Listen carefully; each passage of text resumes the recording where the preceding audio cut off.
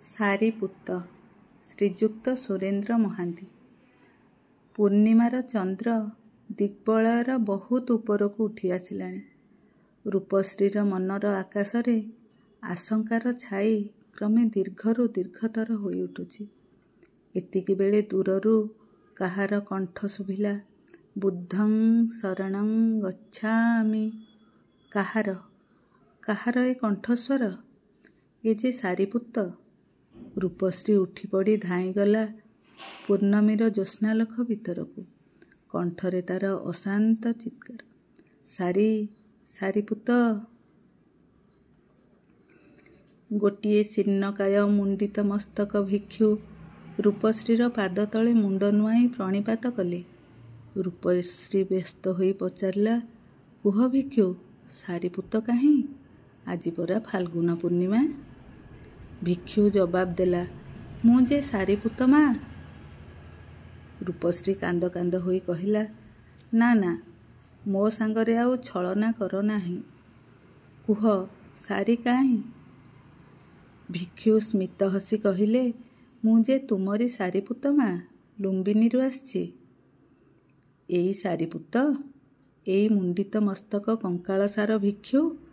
ମୁହଁରେ ପୁଣି ସେହି ଅଲକ୍ଷଣା ଘରଭଙ୍ଗା କଥା, ବୁଦ୍ଧଂ ଶରଣଂ ଗଚ୍ଛାମି। ଏ ଯେମିତି ତାର ଭଙ୍ଗା ସଂସାରର ବିକଟ ଉପହାସ, ତାର ସ୍ୱପ୍ନର ସମାଧି। ସେ ତ ଏହି ସାରିପୁତକୁ ଚାହିଁ ନଥିଲା। ରୂପଶ୍ରୀର କଣ୍ଠ ହଠାତ୍ କଠୋର ହୋଇ ଉଠିଲା। ସେ ପଚାରିଲା, କୁହ ଭିକ୍ଷୁ, ମୋଠାରେ ବା ପ୍ରୟୋଜନ କ'ଣ? ତୁମେ ଯେ ପ୍ରଭୁ ବୁଦ୍ଧଙ୍କର ଶିଷ୍ୟ ଶିରୋମଣି, ସାଧକ ଶ୍ରେଷ୍ଠ ସାରିପୁତ, ଆଉ ମୁଁ ଦୀନା ହୀନା ପୁତ୍ରହୀନା ଏକ ଜନନୀ। କ'ଣ ବା ଅଛି ମୋର? କି ଭିକ୍ଷା ବା ଦେବି ମୁଁ? ସାରିପୁତ କହିଲେ, ଗୋଟିଏ ଭିକ୍ଷା ନେଇ ମୁଁ ଆସିଛି ମା।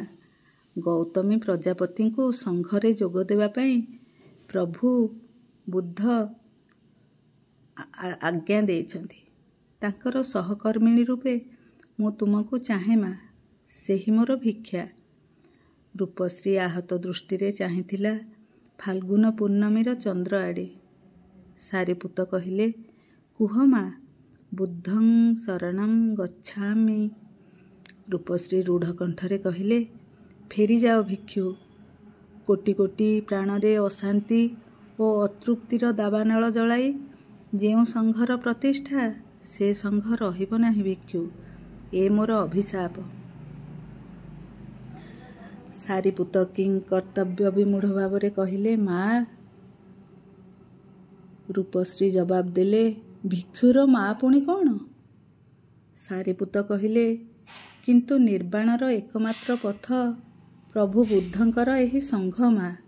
ନିର୍ବାଣ କ'ଣ ତୁମେ ଚାହଁ ନାହିଁ ଜନନୀ? ରୂପଶ୍ରୀ କହିଲା, ନା, ଫେରିଯାଅ ଭିକ୍ଷୁ ତୁମେ। ମୁଁ ଚାହେଁ ଜୀବନ, ନିର୍ବାଣ ନୁହେଁ। ରୂପଶ୍ରୀ ଫେରି ଆସିଲା ତାର ସେହି ଭଙ୍ଗା କୁଡ଼ିଆ ଆଡ଼େ। ସାରିପୁତ ରାତିର ଅଶରୀର ଛାୟା ପରି ମିଶିଗଲେ।